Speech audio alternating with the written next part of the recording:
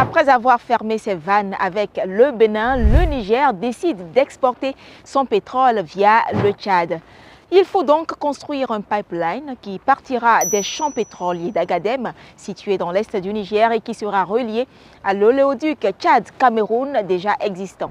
Il suffira de construire un pipeline d'à peu près 600 km pour faire la jonction entre le Niger et l'oléoduc Tchad-Cameroun, selon les explications données en 2017 au journal La Tribune par Hassoumi Massaoudou, qui était alors ministre des Finances sous le régime de Mohamed Bazoum. Le projet de pipeline Niger-Tchad existait avant celui qui relie Niamey à Cotonou. De sources gouvernementales, le pipeline Tchad-Niger avait été abandonné pour des raisons économiques et sécuritaires, notamment des sabotages et actions terroristes.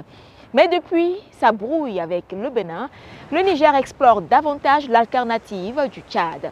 Cette option n'est pas pour autant moins onéreuse pour Niamey, qui n'a pas fini de payer ses dettes auprès de son partenaire chinois WAPCO. Selon le gouvernement nigérien, environ 6 milliards de dollars ont été investis, dont 4 milliards de dollars pour les champs pétroliers dans la région de l'Agadem et 2,3 milliards de dollars pour la construction de l'oléoduc. Selon des experts, si le pipeline Niger-Tchad-Cameroun se concrétise, cela signifie que le Niger aura à payer un droit de transit relativement plus cher que celui qu'il payait à l'État béninois. Dans ce pipeline ne transitera pas que le pétrole nigérien. Le Tchad et le Cameroun sont également producteurs de l'or noir. La qualité du brut nigérien pourrait donc être remise en question.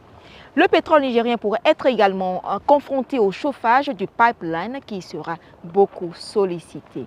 Le Niger table sur une production pétrolière de 110 000 barils par jour et envisage passer à 200 000 barils par jour en 2026.